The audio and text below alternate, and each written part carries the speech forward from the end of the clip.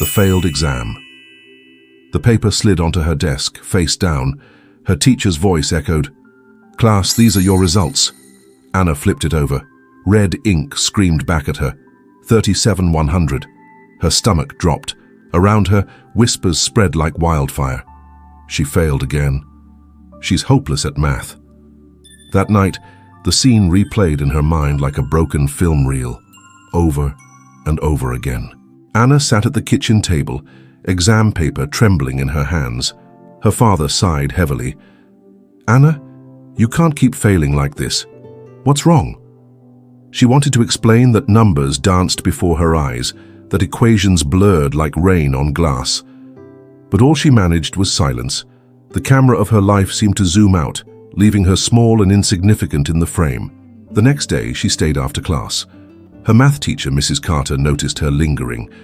"Anna, are you giving up?" she asked softly. Anna shook her head, eyes burning.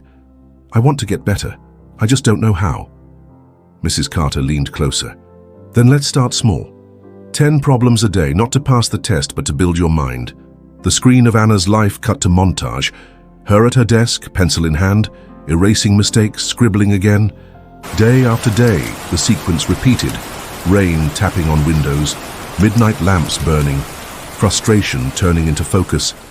At first, she solved none correctly, then 3, then 5. Her notebook filled with scratched-out equations like battle scars. But the twist came weeks later. The school announced a math challenge. Anna almost walked past the poster, but something in her stopped. She heard Mrs. Carter's voice in her head. Not to pass the test, but to build your mind. So she signed up. On the day of the challenge, the hall buzzed with energy.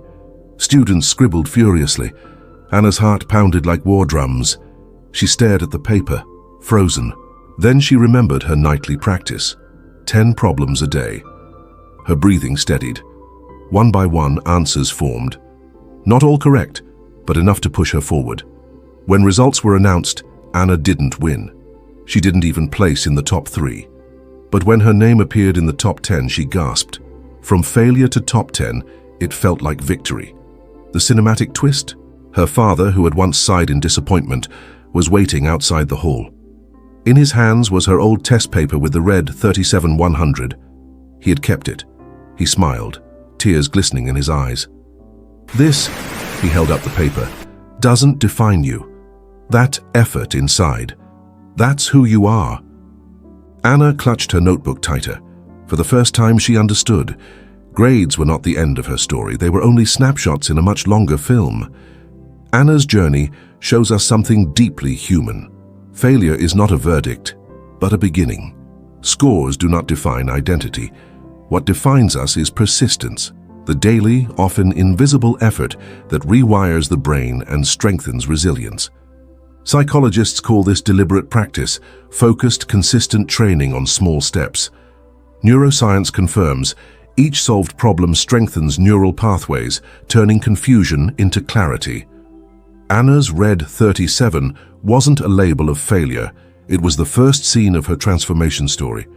So the next time you face a failed exam, a broken attempt, a red mark, remember Anna. Remember the montage of quiet nights, the twist of stepping into the challenge, the moment when her father's disappointment turned into pride. Because your story is not frozen in one frame. It is a film still unfolding, scene by scene. Remember, every story is only a beginning. Today's seeds of mindset will bloom into tomorrow's strength. Join us, subscribe, and let Mindset Stories rewire your mind one story